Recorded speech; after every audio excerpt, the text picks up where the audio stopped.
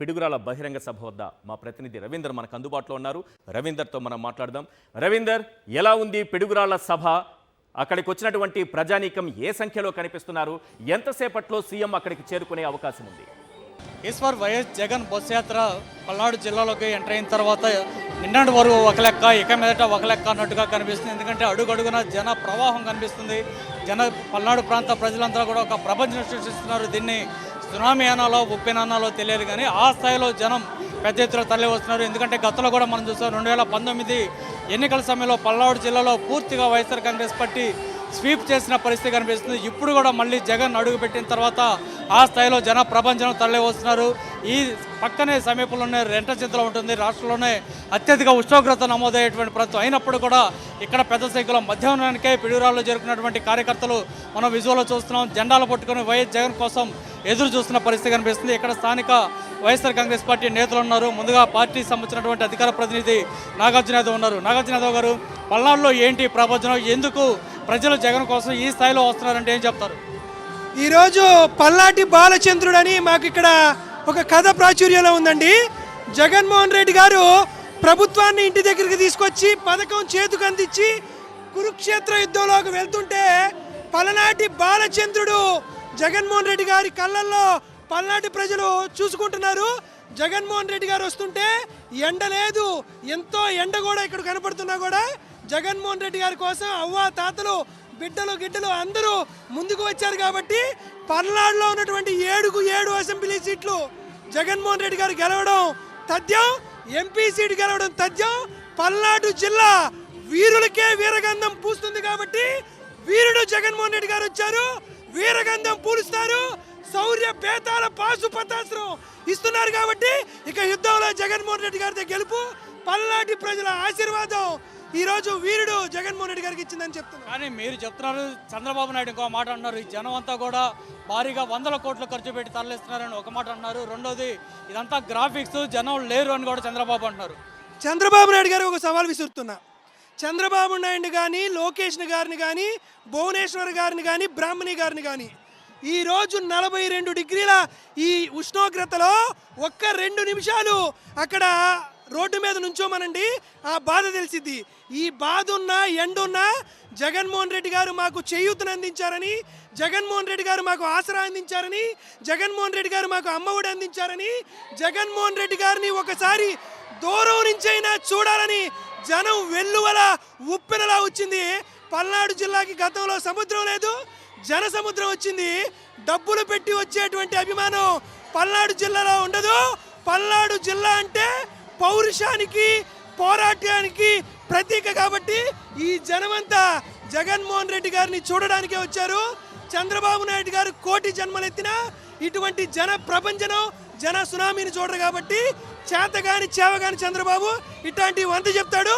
దమ్ముంటే ఈ ఉష్ణోగ్రతలో పెట్టమనండి. చంద్రబాబు నాయుడు కోసం భువనేశ్వర్ గారు కూడా రారు. 14 ఏళ్ళు ముఖ్యమంత్రిగా చేసినటువంటి చంద్రబాబు పల్నాడు ప్రాంతానికి ఏం చేశారు? ఈ 5 ఏళ్ళలో జగన్మోహన్ రెడ్డి ఏం చేశారు? ఎప్పటి నుంచో మాకున్నటువంటి కళ పల్నాడు జిల్లాకి మా వారసత్వాన్ని, మా ఉనికిని కల్పించడానికి మాకు జిల్లా ఏర్పాటు చేయమన్నాం. జిల్లాని ఏర్పాటు చేశాడు. వరికెడు పొడిసారి ఎత్తిపోతల ప్రాజెక్టుకి శంకుస్థాపన చేశాడు. కావాల్సినటువంటి అనుమతులన్నీ తీసుకురావడం జరిగింది.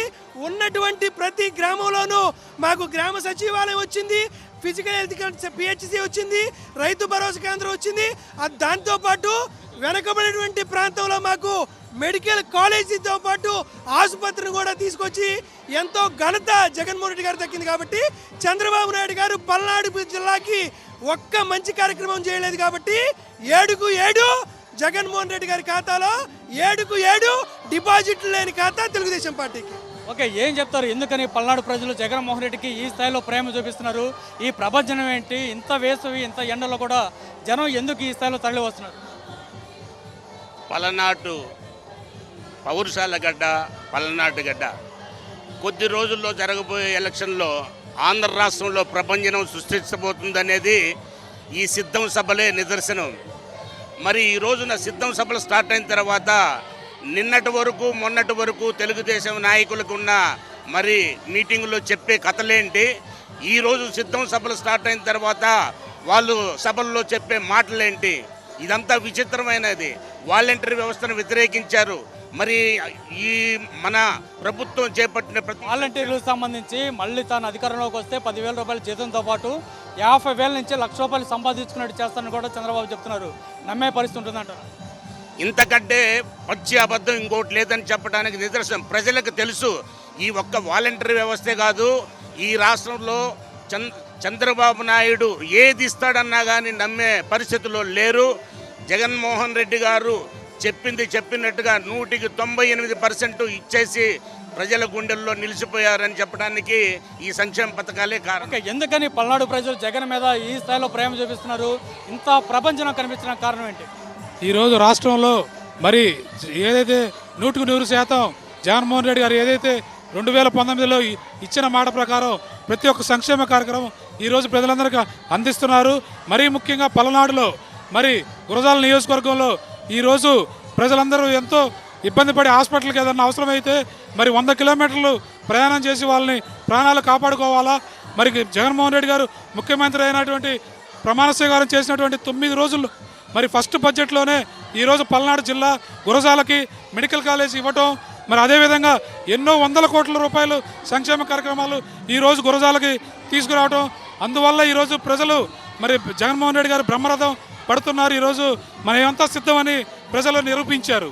సో ఇదే పరిస్థితి మనం చూస్తున్నాం. ఖచ్చితంగా పల్నాడు ప్రాంతానికి వైఎస్ జగన్మోహన్ రెడ్డి ముఖ్యమంత్రిగా అనేక సంక్షేమ అభివృద్ధి కార్యక్రమాలు చేపట్టారని, అందుకు కారణంగానే ఇంత పెద్ద ఎత్తున తమ కృతజ్ఞతలు తెలియజేయడానికి ప్రాంతానికి ప్రజలంతా తరలి వచ్చారని చెప్తున్నారు. ఏదేమైనా మరికొద్దిసేపులోనే వైఎస్ జగన్ పిడుగురాళ్ల బహిరంగ సభకు చేరుకోబోతున్నారు.